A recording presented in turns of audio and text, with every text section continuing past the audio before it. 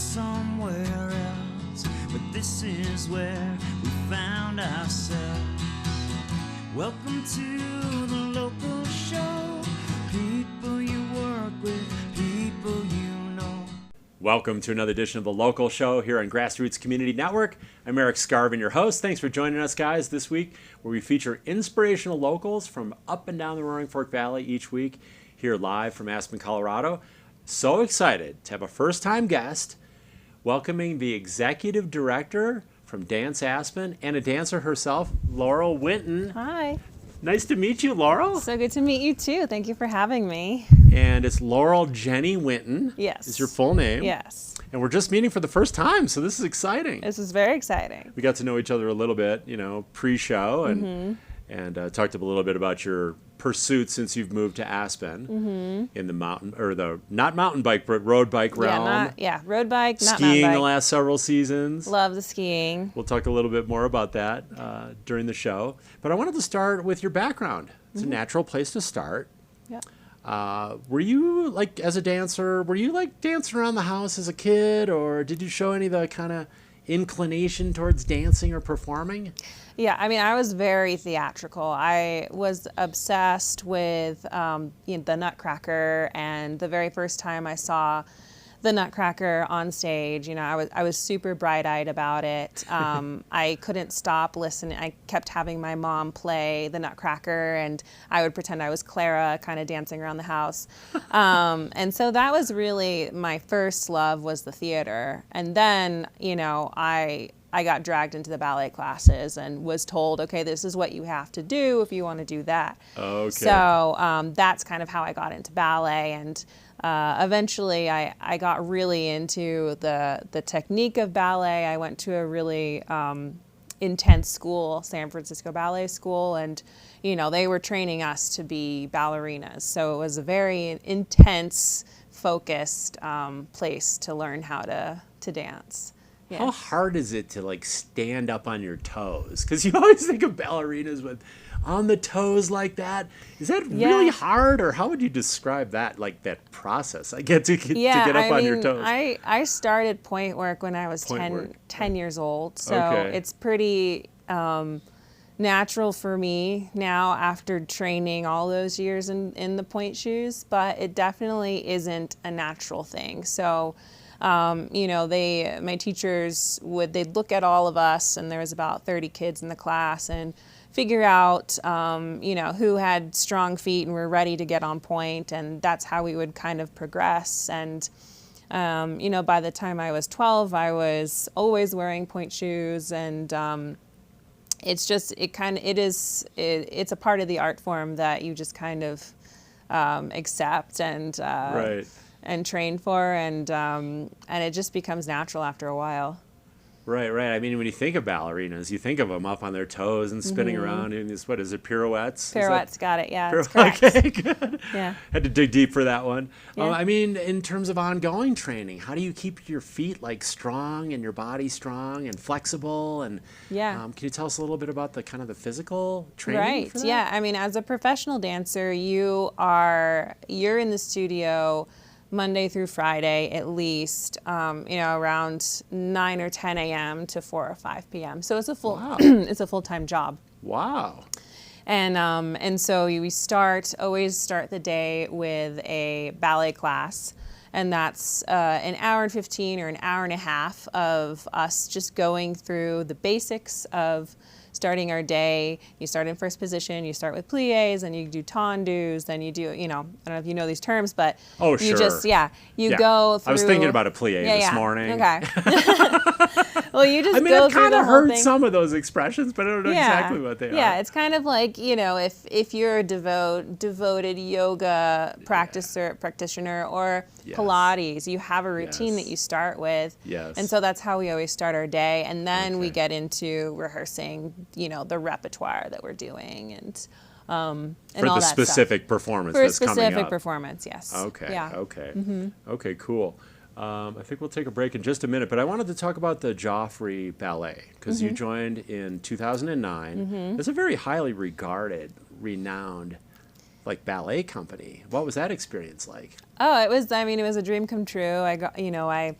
I got my contract when I was 19, straight out of school, and I was super excited to move to Chicago and dance for the Joffrey Ballet. And it was a wonderful experience. I was, dancing alongside some of these prima ballerinas that I had posters of in my bedroom, and I learned a lot there, and I was there for about 5 years. So a lot of experience, a lot of good friends and mentors, and a lot of really wonderful pieces that I got to be a part of performance-wise. One more thing that really stuck out, and there's so many things that are amazing in your background, but the TV series Bull. You were co-starring in the CBS series Bull. Can you tell us a little bit about that experience? Yes.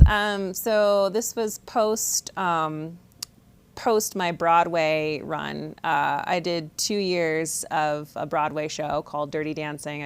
I played Penny in that. And when that was finished, I moved to New York and I got an agent. And, I was like, I'm going to do Broadway and act and all this stuff. So that TV show was something I booked. It was my first TV spot. And, I was co-star alongside Isaiah Washington and Michael Weatherly, and it was crazy. Incredible. I was starstruck for that for sure.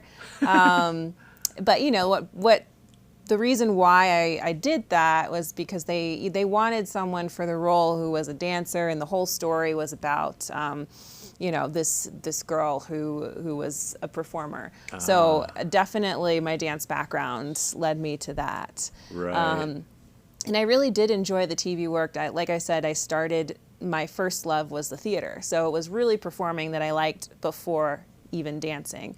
So it was something that came, relatively natural to me. TV work is very different than theater work. Everything has to be a little more reserved, more smaller than theater is very big, and right. So I had to definitely, because you have to project. Yeah, you have to project. Yeah. So I definitely, I took a couple TV classes and tried to figure out how to approach TV, and yeah, I would have continued, but I moved here, and I got a wonderful dance job here. So that's how we kind of started everything in Aspen. We're gonna pick up because you wanted to get back to the dancing. So we're going to talk more about that right after our break. We'll hydrate for some heavy conversation. All right. Laurel. Sounds good. Okay. Water ready. And I want to thank my summer underwriters for making these shows happen every week here at GrassRoots Studio at the Red Brick Center for the Arts.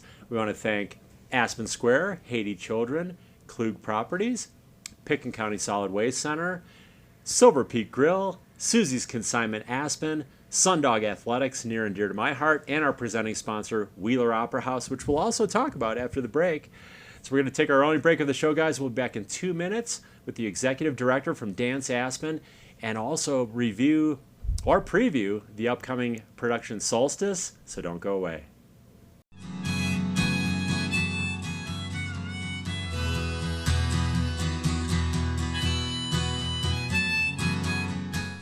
Susie's Consignment in Aspen at 600 East Main. Same friendly faces, same great prices, and new items daily. See you at Susie's.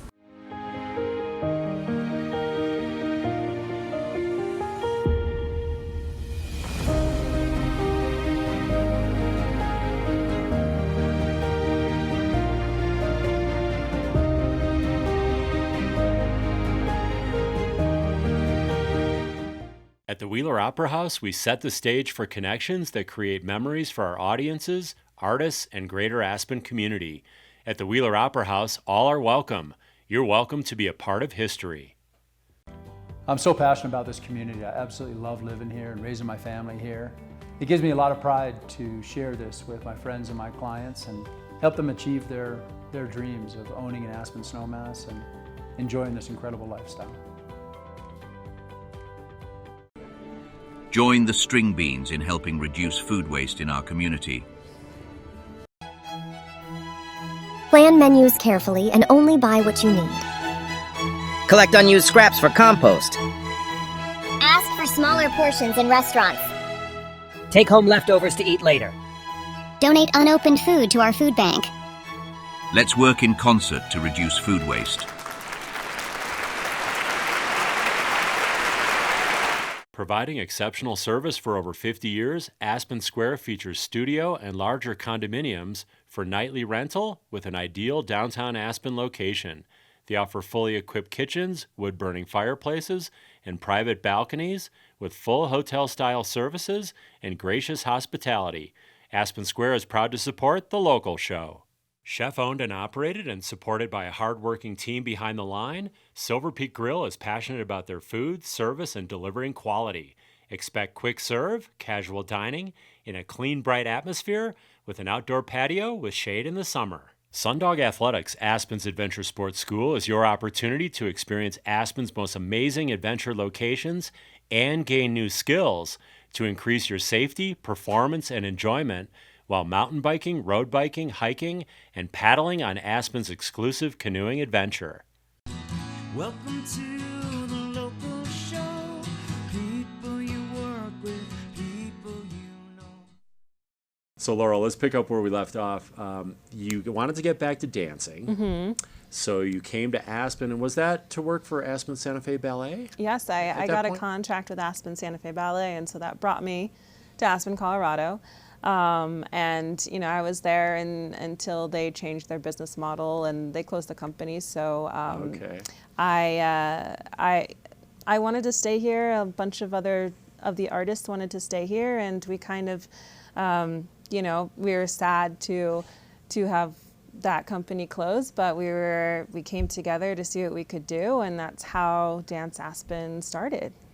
So you founded Dance Aspen kind of coming out of COVID. Yeah, coming out of COVID. Yeah, coming out of that very difficult time for companies in our industry, and some made it, some didn't, and it was definitely rough because we had no idea what we were capable of, or what we weren't capable of. We were definitely stepping into new territory with that, and but we just really wanted to dance, and we wanted to stay in Aspen, so we kind of just came together and put our heads together and did it. Did you have to put your money together too? Because I mean, how do you fund something like that? Yeah, I mean, when you're starting an organization, that's expensive. We started with absolutely nothing. I mean, I took $2,000 of my own money and put it in a business account, because that's the minimum amount of money you can start with in a business account. Right.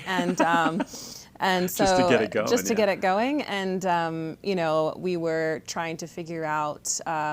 We were dancing in a very small space in Basalt called Love Rocks, and it had a bunch of instruments. It was actually for a band. It wasn't like a proper ballet studio at all, and we were just using this space that was kindly granted to us, and the dancers weren't getting paid. I wasn't getting paid. We were just trying to find time around our normal day jobs, which we had to pick up, which is serving or retail. It's kind of what you do here. If you don't have a solid career in an industry that you came here for. And since our industry wasn't really working anymore, we just we had to find other jobs. So we did that for a while through the summer. We found time to come together in this tiny space and start building creations again and dancing again. And people in the dance industry heard about what we were doing, and friends came out and donated work. Some pretty large names in our industry donated work. Let's talk about some of those people. Yeah. Because some of the choreographers you've already worked with. Yes. Can you talk about them? Yes. So Danielle Rowe from Australia. She grew up in Australia Ballet. She danced for Netherlands Dance Theater, and she started choreographing, and she started choreographing on San Francisco Ballet and these other major companies. So she was kind of an up-and-coming name. Okay. Same thing, Penny Saunders. She's been choreographing for a while. She danced at the Hubbard Street in Chicago. So there are all these little connections, like the San Francisco, the Chicago, things that came from my past that kind of showed up again when I was starting Dance Aspen. And both Penny and Danny contributed their work to our repertoire. And the Wheeler Opera House, I had started a conversation with the executive director there, and halfway through the summer, she called me and she said, we have an opening in September for a show. Would you guys like to put on a show? Nice. And so it started to just kind of come together. We had been building this work through the summer, in addition to the gifts that these choreographers were giving us. And so, we had a show, and so we put on our very first Dance Aspen show called The Pieces Fall on September 17th. And 2021, and we completely sold out. Wow. So there's a big appetite for local dance, and people were feeling the void too.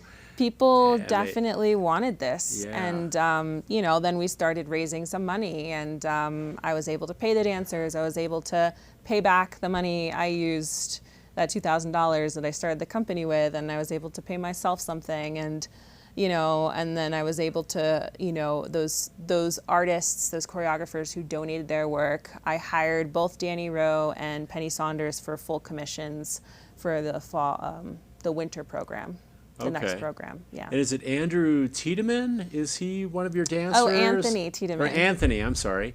Anthony, yes. He's a dancer and a choreographer? So Anthony wasn't choreographing, no, but we have quite a few of the artists are really talented choreographers as well.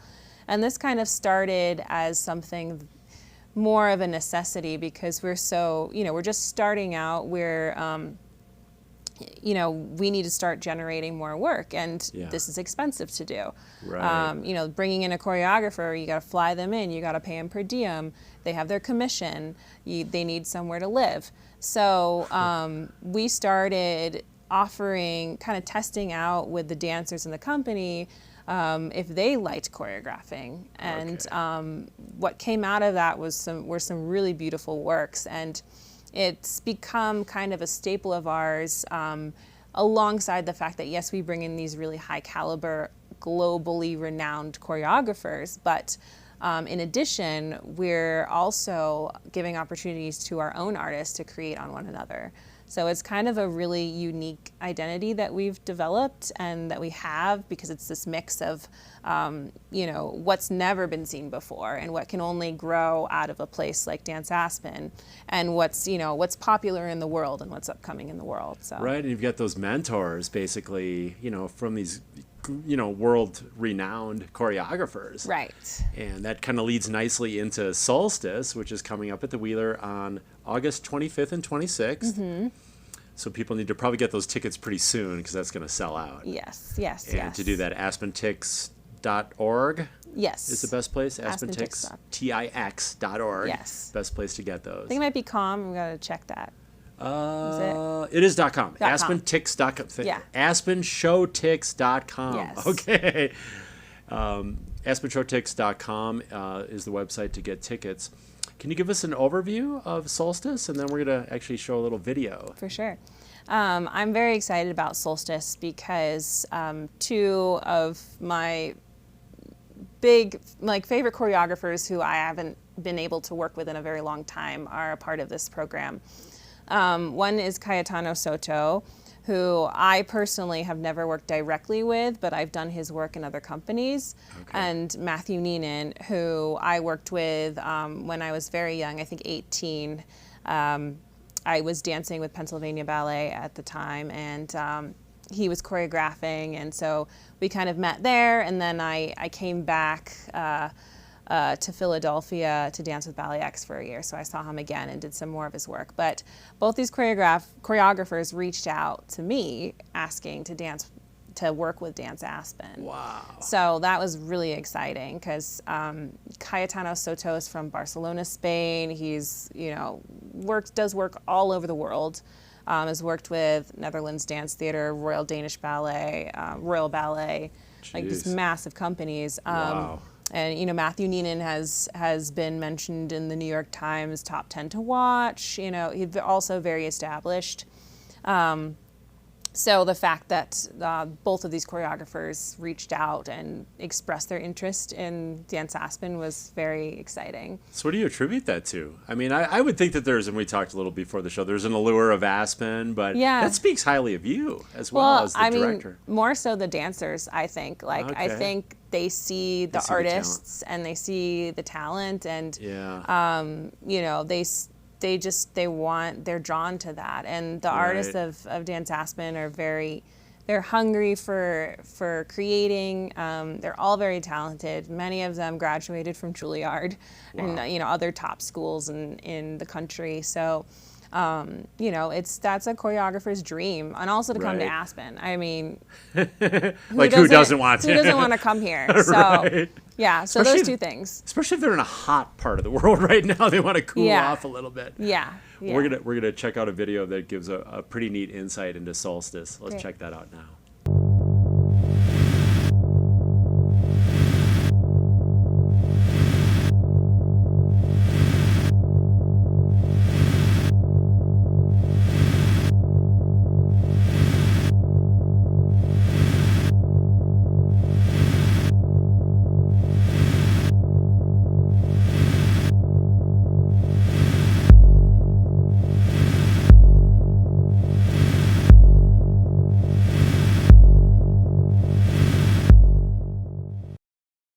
So Solstice is going to have some really like cutting edge, what do you call it, neo-contemporary style dancing? Yeah, I would call it contemporary dance. Contemporary dance. Yeah. But with these choreographers, Soto and Ninan, there's going to be like some pretty exciting, like what can people look for with these particular choreographers? Yeah, so Cayetano Soto, he has a very distinct style, and his style is it's very technically difficult, so it is very fulfilling for the dancer, but also for the viewer, because you just see these big, strong movements from the artist. A lot of, you know, partnering, weight shifting, and the music is quite beautiful as well.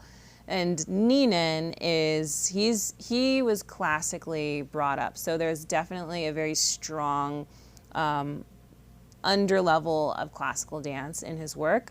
But I think he's very dynamic, he's very musical. His work is created for our premiere at Vail Dance Festival, which we will be premiering August 7th, so coming up.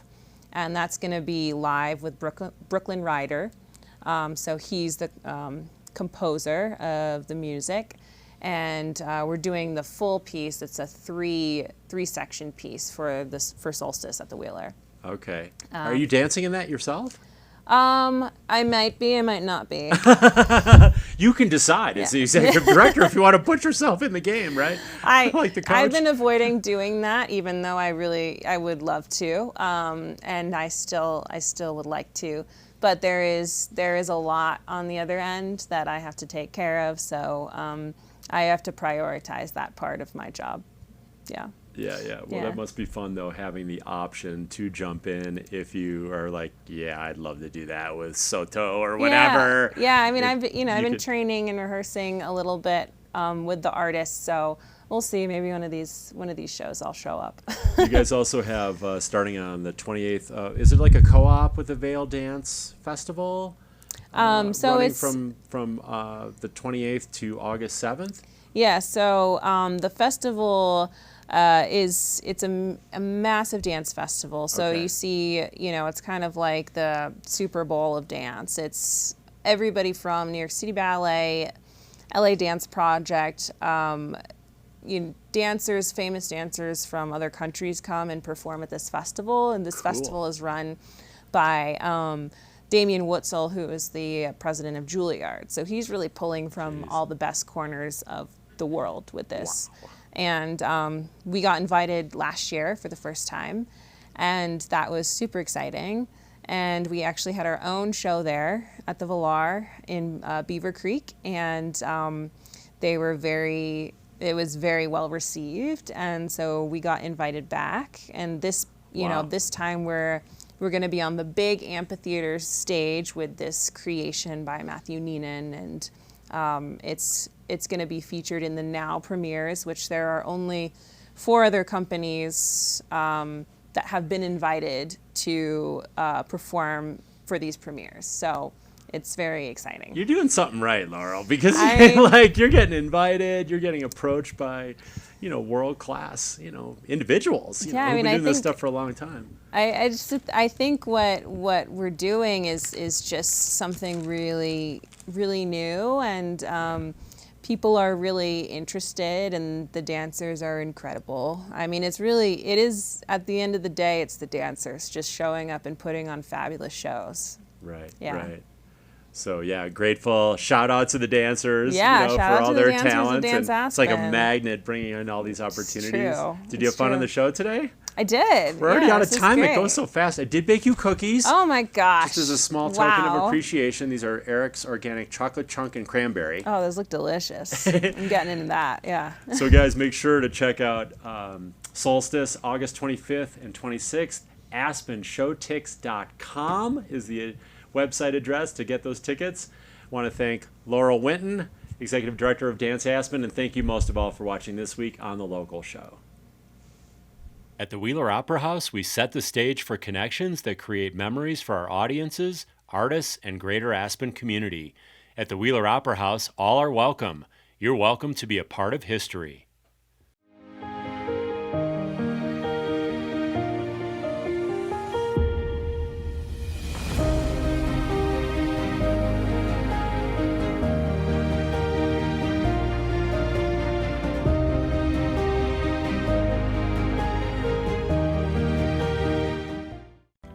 I'm so passionate about this community. I absolutely love living here and raising my family here.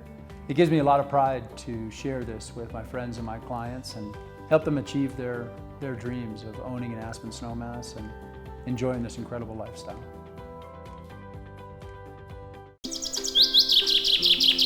Want to live like a local? Help us reduce food waste, a major contributor to climate change. You can help in 3 simple ways. Plan menus carefully and only buy what you need. Collect unused scraps for compost. Buy ugly fruits and vegetables. Reduce food waste. Live like a local.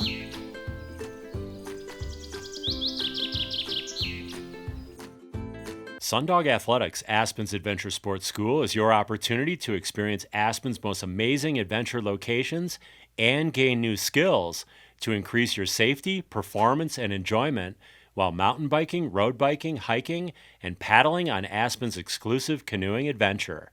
Welcome to